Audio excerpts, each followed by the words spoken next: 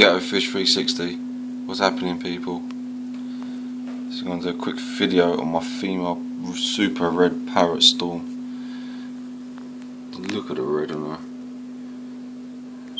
It's just retarded. Sorry the water's a bit green. I just had to do treatment of hexameter in there because one of my fish has got some mad funky disease. But yeah, this is my super red. Look how red she is. Parrot Storm. Trying to pair her off with my man here, but she keeps smashing him up. But only because I think he's a bit more smaller. Once he gets bigger, look at these spots. Imagine on her red. Woo! It's gonna be really nice fish. There she goes again. So I don't think they're gonna actually be good friends. Because Storm, this is what I call a Storm. She does a lot of this shit. But yeah.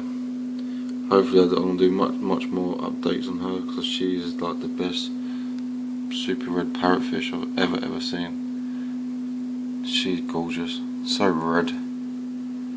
But anyway, this is Ghetto Fish 360 at